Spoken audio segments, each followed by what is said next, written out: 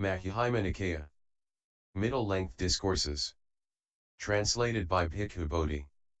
Sutta.central.net and suttas.com. MN 92 Sela Sutta. To Sela. Thus have I heard. On one occasion the Blessed One was wandering in the country of the Anguttarapanas with a large sangha of bhikkhus, with 1,250 bhikkhus, and eventually he arrived at a town of the Anguttarapanas named Appana. The Matadhara ascetic Kiniya heard, the recluse Gotama, the son of the Sakyans who went forth from a Sakyan clan, has been wandering in the country of the Anguttarapanas with a large sangha of bhikkhus, with 1,250 bhikkhus, and he has come to Appana. Now a good report of Master Gotama has been spread to this effect, as Sutta 91. Now it is good to see such arahants. Then the Matadhara ascetic Kiniya went to the Blessed One and exchanged greetings with him, and when this courteous and amiable talk was finished, he sat down at one side.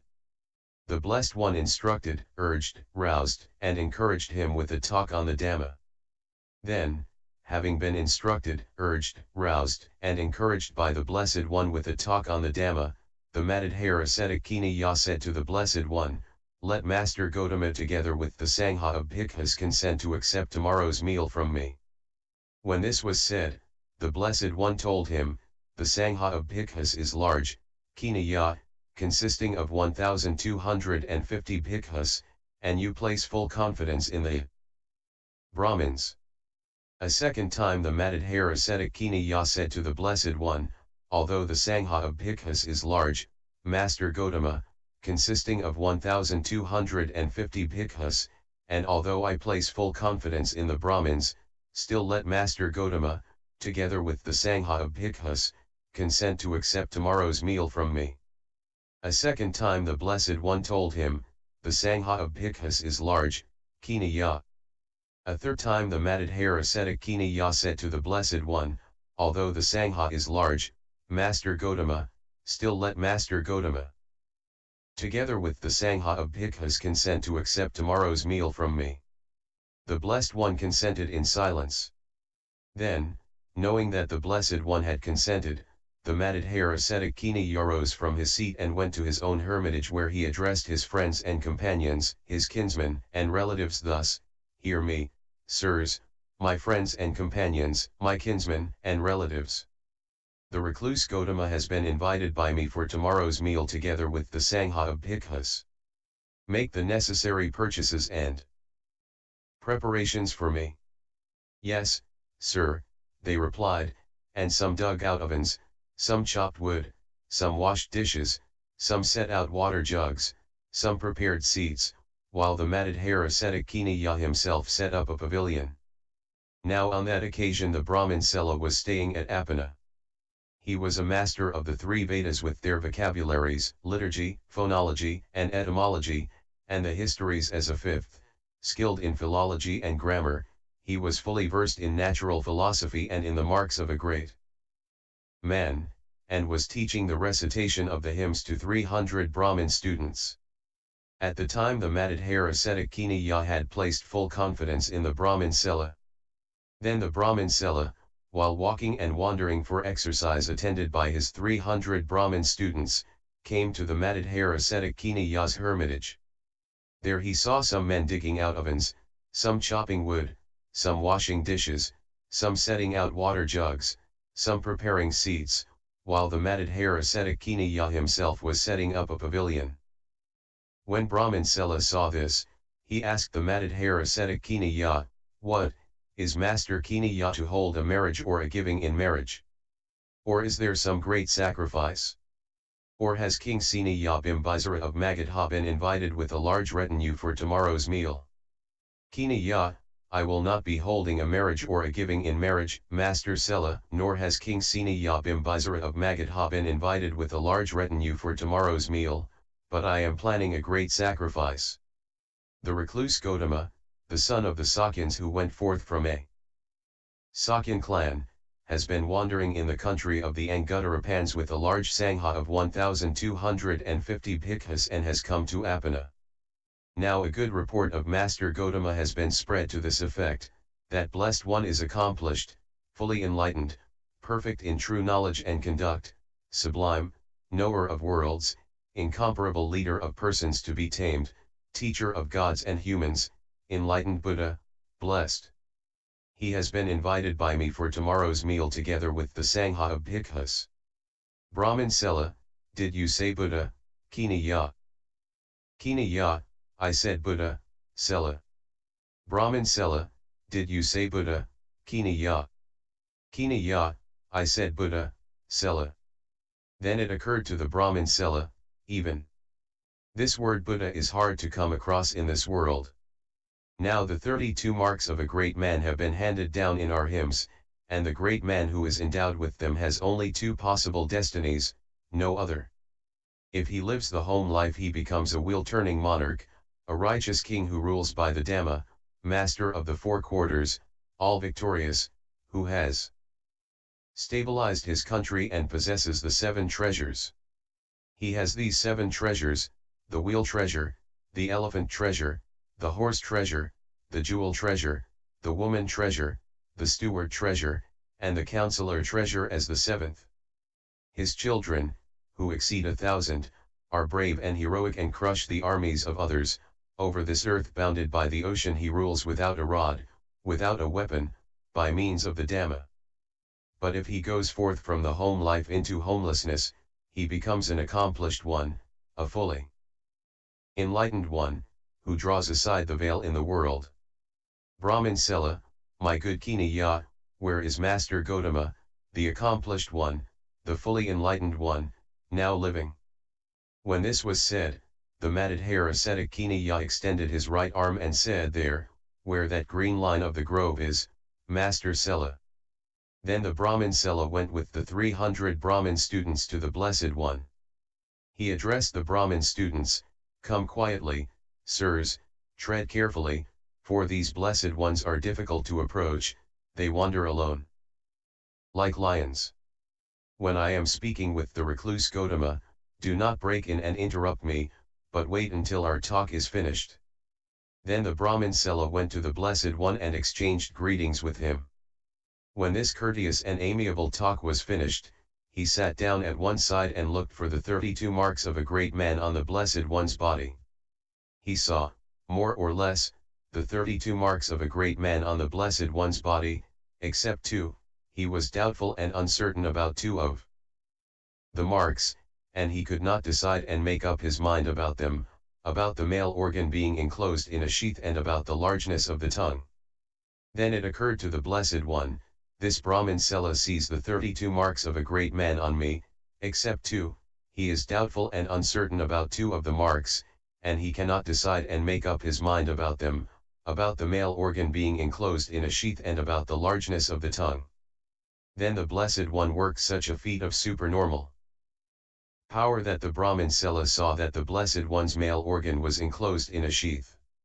Next the Blessed One extruded his tongue, and he repeatedly touched both ear holes and both nostrils, and he covered the whole of his forehead with his tongue.